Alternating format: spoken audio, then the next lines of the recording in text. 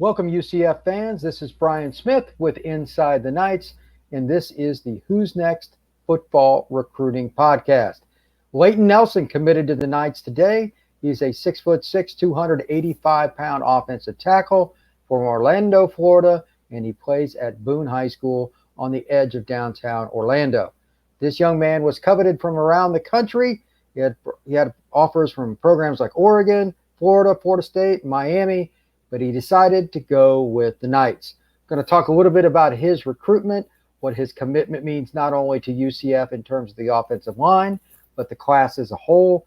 And as well, we're going to talk a little bit about the options that Coach Herb Hand and the Knights have along the offensive line, whether they want to take another high school player, take one, take two.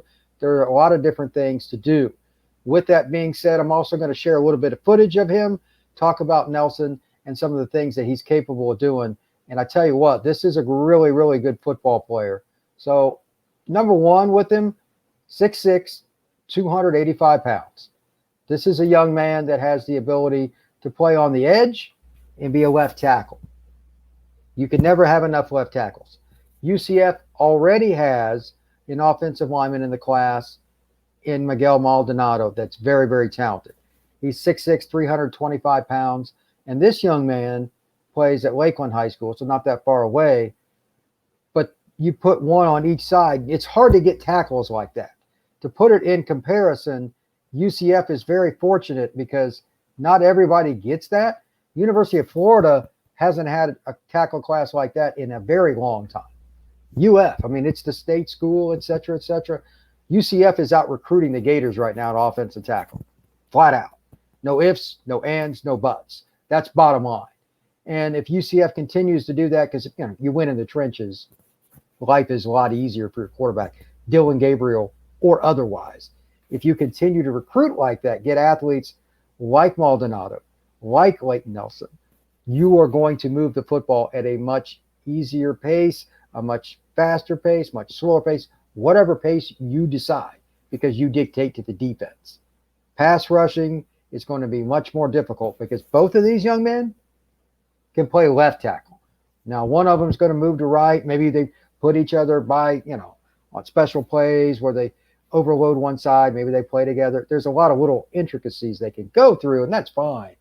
But on 1st and 10, having two tackles like that on the same offensive line, somewhere down the road, obviously, is fantastic news for UCF. They only had 5 offensive linemen in the last 2 recruiting classes. That's way too low. You need to be at 7 or 8 at least. So I look for a graduate transfer. I'll talk about that in a second. But first off, I do want to go ahead and share my screen.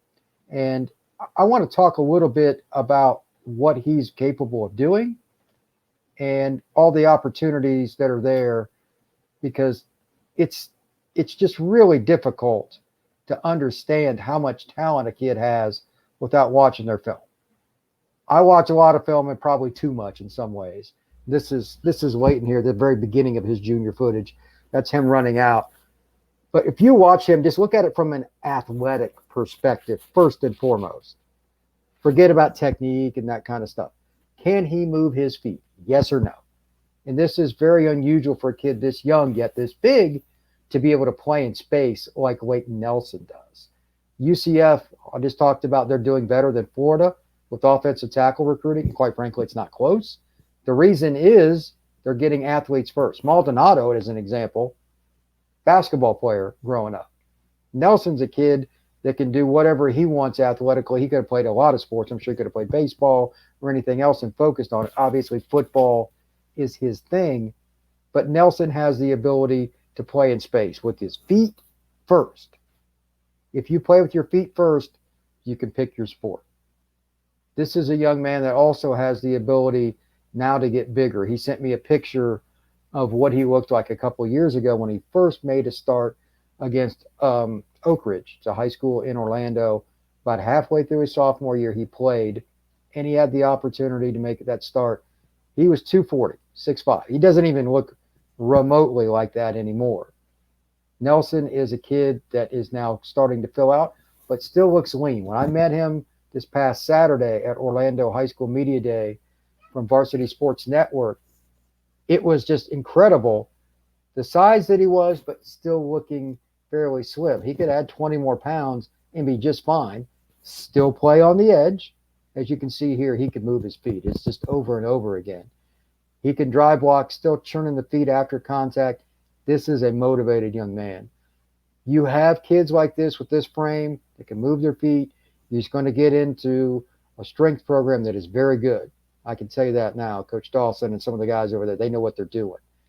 It's very intriguing, though, to have him and Maldonado moving forward. So I'll let this last play run here, but it's incredible to get these guys over UF and some of the other teams that wanted him.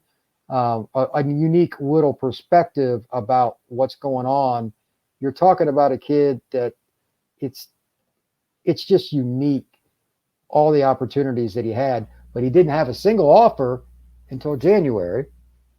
And then all of a sudden, boom, he gets that first offer. It was actually the old UCF staff. And then he told me in 22 days, he gained a grand total of 18 offers. Just kaboom, everything kind of goes right through. This is a young man that took it in stride, though. He's humble, still works hard, and it's good that he's committed to UCF for all the talent he has physically, but that mental maturity will help him as well as he matriculates to the college level. Now, with Nelson in the fold, that's 3 guys they've got committed. They've got 2 tackles, plus they have Caden Kittler, a kid out of the Dallas area, who's expected to probably play center, might play guard, and ironically, he plays left tackle as well for his high school. We're looking at a group that's 3, and that's pretty normal for this time of year. But back to a previous point. 5 guys, 2 years, offensive lineman out of high school. That's not near enough. There's no way around it. That is a bad, bad number. You need to be at 7 minimum, if not 8. And I understand the transfer portal helps. No question. And you could also take a community college or junior college player. I get it. That's being said, UCF may have to go into that. So let's talk about it. They have 3 high school kids. In my opinion, and I have no information on this, but unless it's a really, really good player, they're not going to take another high school kid unless he can contribute within his first couple years. That would be my guess. But again, they need numbers. So how do you balance that? They offered a couple of junior college kids recently.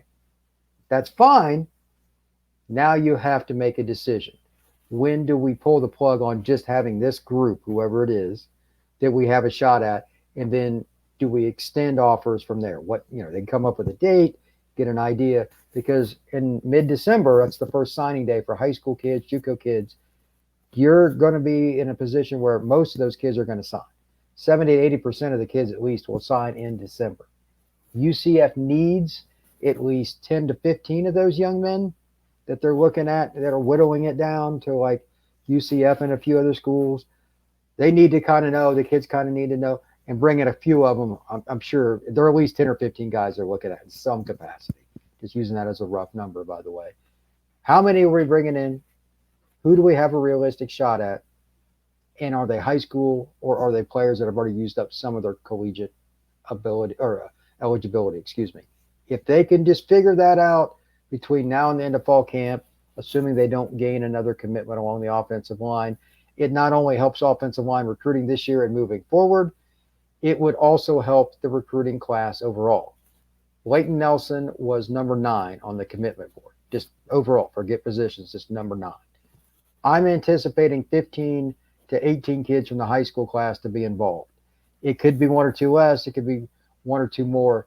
Really what that comes down to for almost every single college football program is the player in question towards the end a really good player, or is he just a guy? If it's just a pretty good player that's a developmental, I'd imagine with the fact that they've taken 12 guys that are transfers in some way, shape, or form that are coming into UCF for the 2021 season, that'll be another path that they take again. I mean, they got guys that played in the SEC, guys that played at Notre Dame, guys that just had speed. They got a linebacker out of Georgia, played at a smaller school that probably shouldn't. UCF hit a home run with transfers this year. Why break it if it's, why change? They're doing well. Do it again. So 15 kids is kind of a rough number, but if they're at 9. So moving forward, they're done at quarterback. They definitely need to get a running back. They could take two if it was the perfect situation, but they're good at running back numbers. They'll definitely take at least one more receiver, if not two, depending on, again, the circumstance. They need a tight end in this class. Definitely need a tight end. O line is optional. Defensive line, they need a couple more kids conservatively. Linebackers, same thing. They're going to take at least one. It could be two if it's a special player. And you're always looking for defensive backs in this area, in this era of college football. UCF has quite a few guys with eligibility remaining and in the defensive backfield after this year, but you've got to find a dude every year. That's your objective. That's what the top teams in college football do. And as Gus Malzahn said, he wants to bring a national championship to UCF. To do that, you got to start getting some really highly rated guys at corner.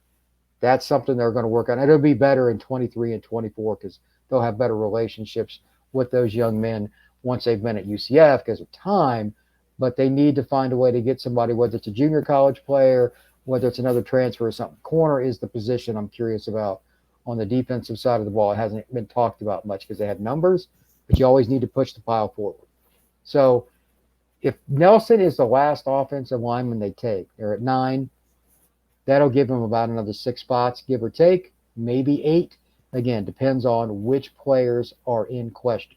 At the end, you're not going to just take a guy. You're going to take a really, really good player. So for Inside the Knights, I am Brian Smith. I'm going to have an article about a couple of different things coming up that y'all are going to be interested in.